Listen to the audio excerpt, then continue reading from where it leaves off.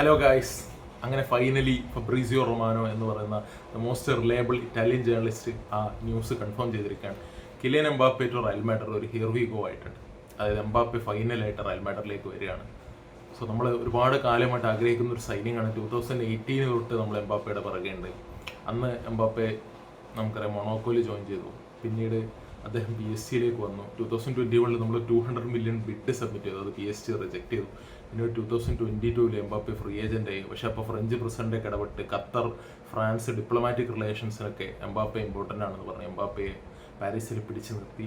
Finally the real galactico, the best player in world football right now, that is Kylian Mbappe. Kylian Mbappe Real മാഡ്രിഡിലേക്ക് വരികയാണ്. നമുക്കറിയാം Mbappe എന്ന് പറയുന്നത് even എന്താ പറയുക, വിനീഷ്യസിനേക്കാളും ബെല്ലിംഗാമിനേക്കാളും ഒക്കെ ഇപ്പോൾ ലിയണൽ മെസ്സി, ക്രിസ്ത്യാനോ റൊണാൾഡോ എന്നൊക്കെ പറയുന്ന പോലെ ഒരു ഹൗസ് ഹോൾഡ് നെയിമാണ്. അപ്പോൾ അത് റയൽ മാഡ്രിഡ് ഒരു വളരെ വലിയൊരു ബൂസ്റ്റ് ഉണ്ടാക്കും.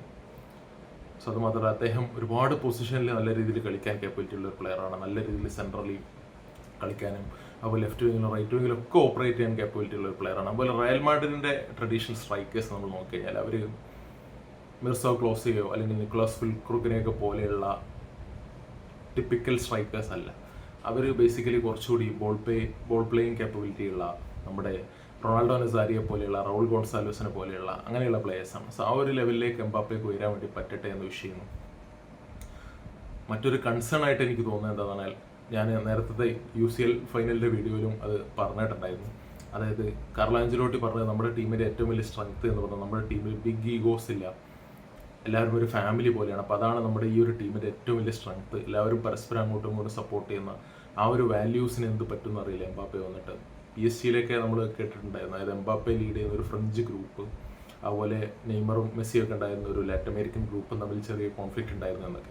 പക്ഷേ PSG പൊതുവേ അങ്ങനെ ഒരു മോശം ക്ലബ്ബാണ്, ഒരുപാട് ഈഗോസും പ്രശ്നങ്ങളൊക്കെ ഉള്ളത്. പക്ഷെ നമ്മൾ കേട്ടിട്ടില്ല എന്ന് പറഞ്ഞാൽ ഫ്രഞ്ച് നാഷണൽ ടീമിലേക്ക് എംബാപ്പെ ഒരു നല്ലൊരു ലീഡറാണ്, എല്ലാ യൂത്ത് പ്ലേയേഴ്സിനൊക്കെ സപ്പോർട്ട് ചെയ്ത് അങ്ങനെ ഒരു ഫിഗറാണ് എന്നുള്ള രീതിയിലാണ്. എന്തായാലും വളരെ എക്സൈറ്റിംഗ് ആയിട്ടുള്ളൊരു സൈനിങ് ആണ് അത്. ആ ഒരു Mbappe, Vinicius, Rodrygo front three, La Liga and Europe should be really afraid.